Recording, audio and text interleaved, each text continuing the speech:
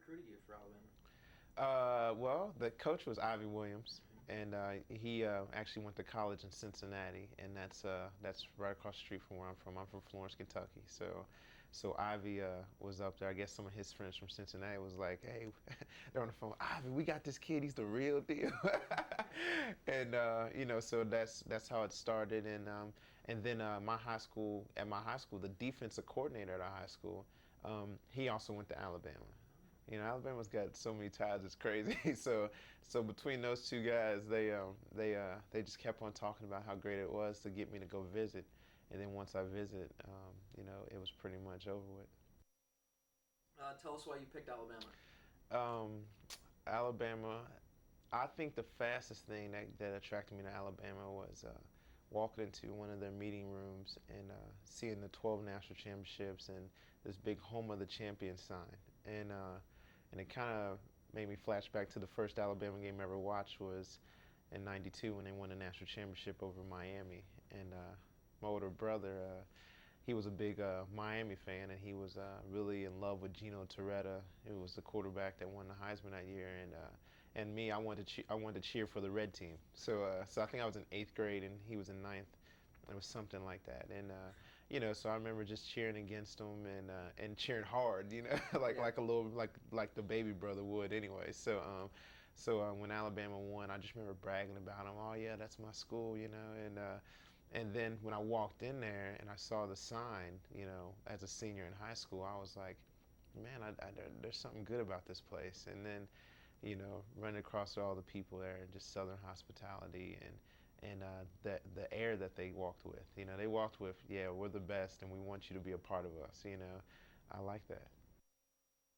So my dad was, he was there, but he was from like, the distant, because my brother and I, we both stayed with my mother, and so he was cool and just being supportive from a distance and not trying to cause too much chaos, because that's an issue for a lot of people too, especially when you get to the stage that I'm at. But so I thank him for that. But being there but not causing trauma. But but my mother, she was the iron fist.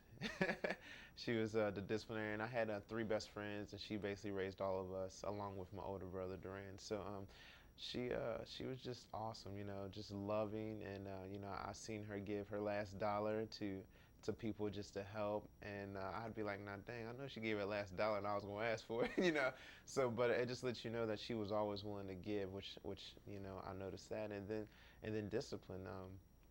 I can't even explain to you how she was really really stuck on discipline and how there's a right way to do everything. So even today now I still see the effects of me just believing in that, and I just I love her to death for that. The jersey. Well, it's one of those things that once you wear it, you feel like you've just joined the ultimate team. You're partners with Joe Namath and Ken Stabler and Bobby Humphrey and just all the greats. And so when I put it on, I was like, oh man, I'm one of these guys.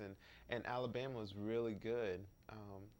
Especially when I was there, they were really good at bringing back all the greats. I remember before my first game, Johnny Musso and Bobby Humphrey both called me before the Iron Bowl my freshman year, and I just thought, man, I just talked to both of these guys today. They're really good at letting you feel like you're family, and it's one big family forever. So, it was a great honor. A role model. Like Charles Barkley said, no.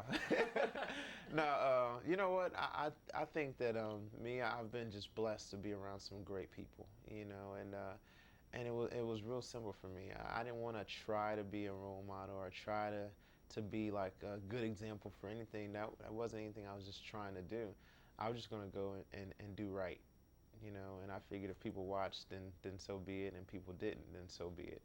But there's just many good things that happen to people that just live right, and that was my goal. Coach Spurrier, at that time, I believe he was the most feared coach. Everybody was like, "Oh, Spears offense, Spears defense."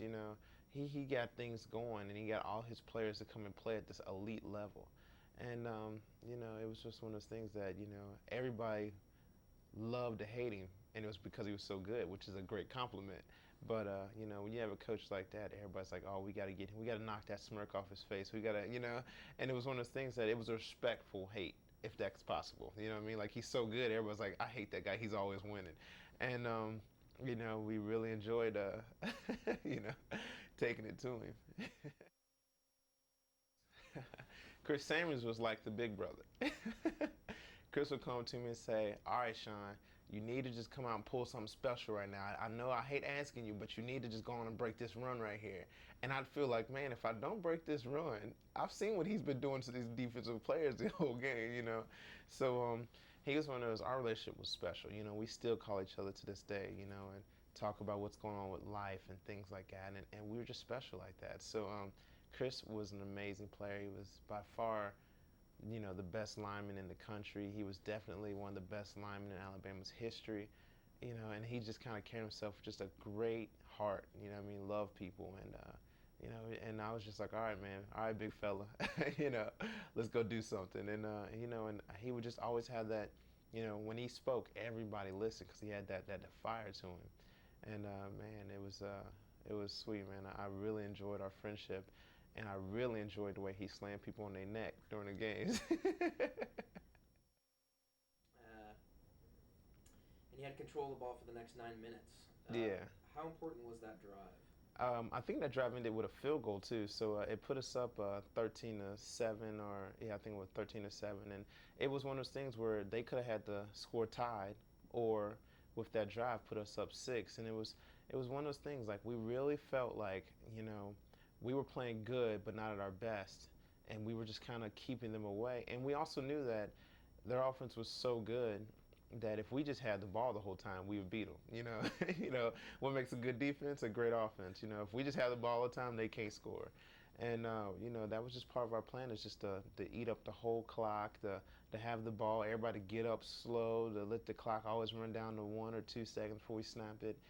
And it was just a great game plan for them because we slowed the game down to our pace where we'd be able to play up with them and beat them. And it worked well for us. And when he missed that kick and we got to take the ball the whole time, we was controlling it. We were dealing the cards out then, and put us up at halftime. And at halftime it felt good going in that locker room when we were up, but it made us remember. I remember Coach Dubo saying right before we got on the field, and you could hear the crowd, rumbling, and he kind of had everybody just say, he goes, I want everybody to listen, and he said, no one except us in this room knows what we're about to do to Florida. And there we all kind of smiled. We kind of had that giggle like, oh my God, we're about to beat these guys. So when we come back in, my face was all busted up by that time, being having my helmet knocked off, but my nose was just busted open and I was bleeding out of my mouth and everything. But I just thought to myself, I remember someone, Shamar Buchanan, one of our receivers, I said, does it look bad? And he said, hey, let me see. And he didn't say anything. He looked at one of my other friends, one of the trainers, Michael Gurley, and they looked at each other and was like, no, it's not bad. I was like, oh, this thing must look ridiculous, And I said, well, can we get a mirror? So then they acted like they couldn't find a mirror. And so next thing you know, the whole team gathers around, and I was going to field. I said, I'll just look at it later, Yeah, I swung on them after the game was over because my nose was swollen and my mouth was just, it was rough.